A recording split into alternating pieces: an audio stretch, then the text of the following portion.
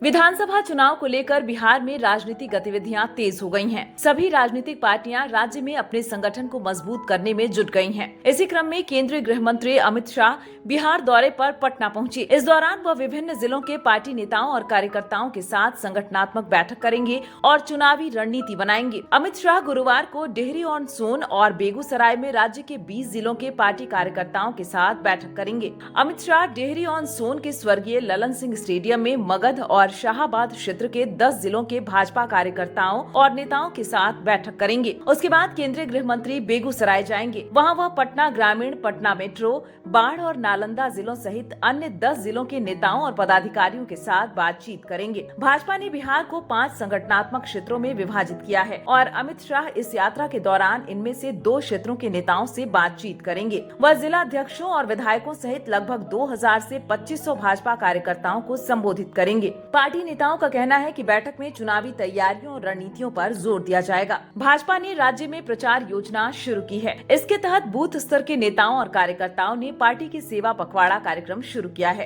इसके तहत 18 से 25 सितंबर तक घर घर संपर्क अभियान चलाए जाएंगे। इस दौरान वे लोगों को राज्य और केंद्र सरकार द्वारा शुरू की गई कल्याणकारी योजनाओं के बारे में जानकारी देंगे। इस बैठक के बाद अमित शाह 27 सितंबर को भाजपा नेताओं के साथ अगली बैठक करेंगे। इन बैठकों में सीट बंटवारे, उम्मीदवारों के चयन और गठबंधन सहयोगियों के साथ प्रचार रणनीतियों पर ध्यान केंद्रित करने की संभावना है। भाजपा ने 225 सीटों पर जीत टारगेट रखा है और इस रणनीति के तहत सभी 243 विधानसभा क्षेत्रों में संयुक्त कार्यकर्ता सम्मेलनों की योजना बनाई जा रही है। भाजपा की राज्य इकाई के अध्यक्ष दिलीप जायसवाल ने बैठक को लेकर कहा कि केंद्रीय मंत्री का दौरा जमीनी स्तर के कार्यकर्ताओं को संगठित करने और चुनाव से पहले कार्यकर्ताओं में जोश भरने के लिए है। केंद्रीय मंत्री भाजपा की बूथ स्तर की तैयारियों और पार्टी को मजबूत करने पर चर्चा करेंगे। उन्होंने कहा कि अमित शाह जिला और क्षेत्रीय स्तर पर चुनावी रणनीतियों की समीक्षा करेंगे और सांसदों, विधायकों, वरिष्ठ नेताओं और जिला अध्यक्षों के साथ बातचीत करके जमीनी हकीकत का आकलन करेंगे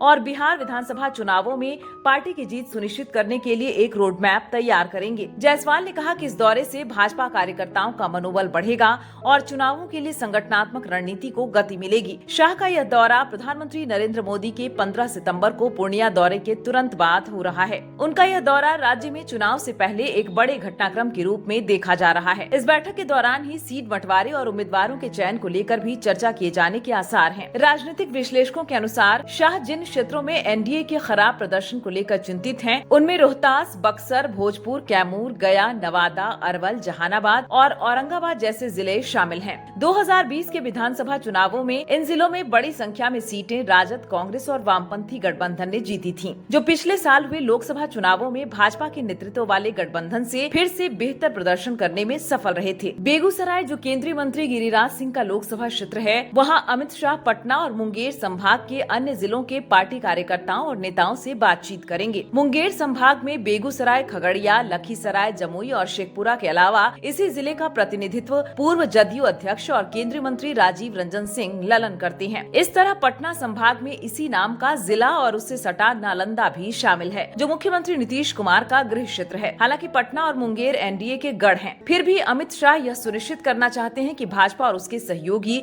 इस क्षेत्र में क्लीन स्वीप करें। भाजपा सूत्रों के मुताबिक अमित शाह ने उन इलाकों को चिन्हित किया है जहां संगठन कमजोर है और यहां और भी काम करने की जरूरत है। इसी रणनीति के तहत अमित शाह शाहाबाद, मगध के संगठनात्मक ढांचे को मजबूत करने के लिए नेताओं के साथ बैठक करेंगे और इस बैठक में रणनीति तय होगी।